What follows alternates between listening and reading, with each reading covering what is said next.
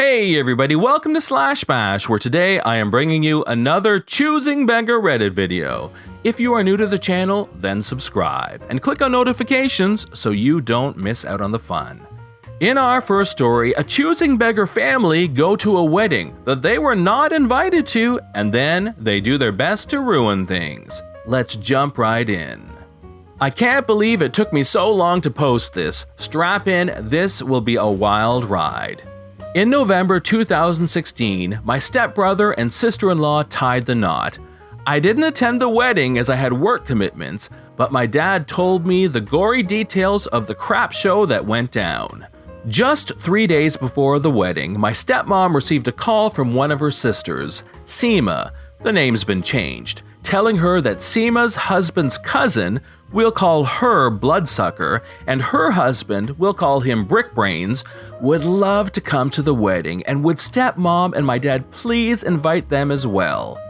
At first, my stepmom tried to refuse, but Seema begged her. She told my stepmom that Bloodsucker had been on her case for days. She felt entitled to an invitation as she and her family lived in the same city as the bride and groom's family, Jaipur, Rajasthan. To save her sister's sanity, my stepmom agreed to talk to my dad. My dad burst out laughing at the absurdity of the request, but stepmom was able to convince him somehow. So later that day, dad and stepmom spoke to Bloodsucker and Brickbrain on the phone and told them they would be happy to have them at their son's wedding. The fact that my parents agreed to this was insanely generous, but that's never enough for entitled buttholes. Let me clarify that we're all Indians and this was a Hindu wedding. These weddings comprise of several ceremonies and can go on for several days. My brother's wedding lasted 3 days. All relatives were to arrive at the hotel the day before day one of the ceremonies. So when relatives began pouring in, my parents expected 2 less familiar faces, Bloodsucker and Brickbrain. What they didn't expect was their 3 adult kids to tag along. That's right, the entitled buttholes had brought their kids along to a wedding to which only they were invited, that too after they shamelessly begged. My dad was furious, as were my stepmom and stepbrother. When they confronted Seema about this, she sheepishly said that her husband had asked, ordered, her not to tell my parents about this.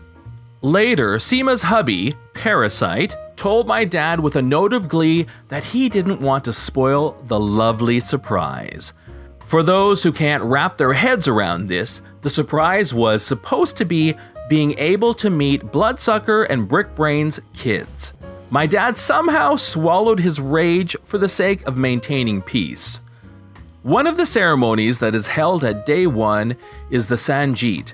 Sangeet is just the bride and groom's families and close friends singing traditional wedding songs, dancing, making jokes about the bride and groom in a wholesome manner, and telling stories about their childhood, etc.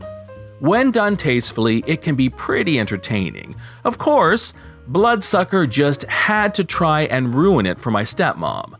The bride and groom are always seated in the front row along with their parents, so they can watch the performances and whatnot.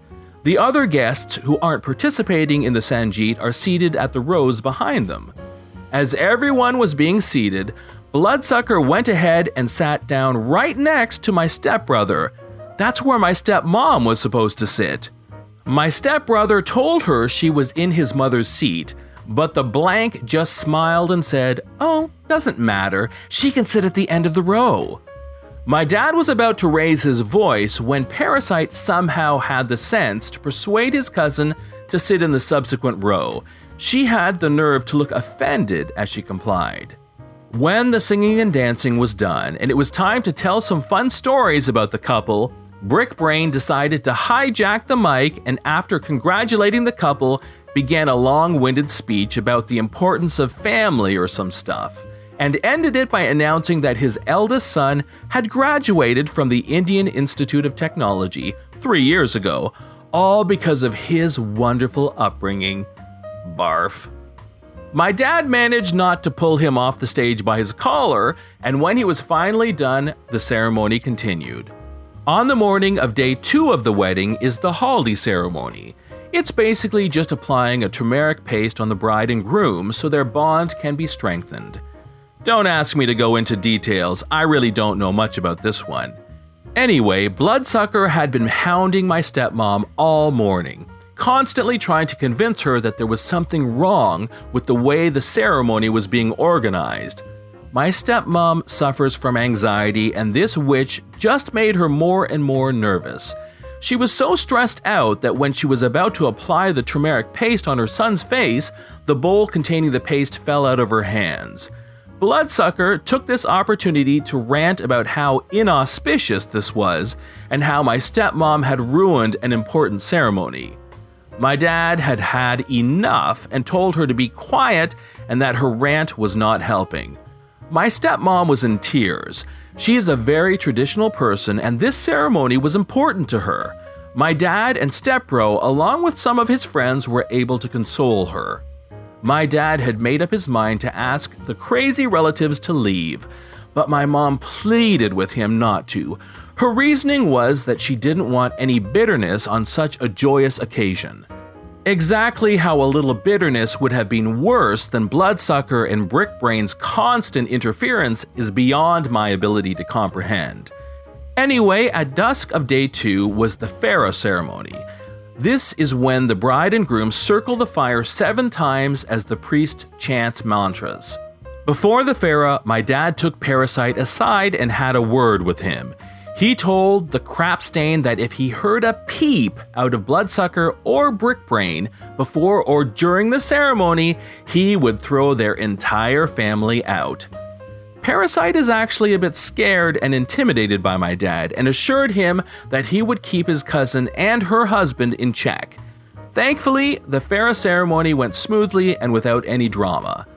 Day 3 of the wedding was the Bidai. This is when the bride bids goodbye to her family. This is usually a pretty emotional moment. As my sister-in-law was hugging her mom, her tears flowed, as did some of her makeup. Bloodsucker snickered and told her to fix it quickly if she didn't want to look ugly on her wedding day. My stepbrother told her the bride looks lovely as always, and why doesn't she just go wait in her cab? Later that day, Bloodsucker would complain about how disrespectful my stepbro is to his elders. Oh, and did I mention that at every meal, entitled relatives' kids complained about the food and how it wasn't to their liking? Because they did. Also, as the rooms had been booked at the hotel in accordance with the number of guests invited, my parents had to share their suite with Bloodsucker's daughter. 2 of my stepbrother's best friends had to share their rooms with her sons. Also, Brickbrain tried to taunt my dad for splitting the cost of the wedding with the bride's parents and not making them pay for all of it. Typical chauvinistic South Asian mindset. My dad coldly told him to mind his own business. The relatives were supposed to spend the night of day 3 at hotel rooms that they had agreed to pay for before leaving the next morning. However, the entitled circus decided they'd rather crash at my parents' place. When they were told that there wouldn't be enough space, as there's only 1 guest room and it wouldn't be big enough for all of them, they had the audacity to suggest that either my parents or stepbro and sister-in-law sleep in the living room to accommodate them. This was the proverbial last straw. My dad told them that they had been nothing but a pain in everybody's neck ever since they had arrived, but they weren't getting their way anymore. And if they didn't want to be humiliated and thrown out like the trash they are, they'd better pick up their bags and leave quietly. They knew my dad meant business and left, with Bloodsucker fake sobbing. My dad also called Parasite immediately after the entitled circus left and gave him an earful. Bloodsucker, Brickbrain, and their brood are now banned from entering my parents' home or even contacting them ever again. Simply listening to this story from my dad was infuriating and emotionally exhausting for me. I can't imagine how my parents and stepbrother actually managed to keep their cool for 3 flipping days. Story number 2 shows us a choosing beggar who is living in a fantasy world when it comes to real estate in New York City. Hi, I'm hoping to find one roommate that is never home, or a studio apartment if I'm lucky. I prefer to be alone. I prefer Manhattan. I have one cat. Not looking to pay more than $900 a month. Wi-Fi, utilities, everything included.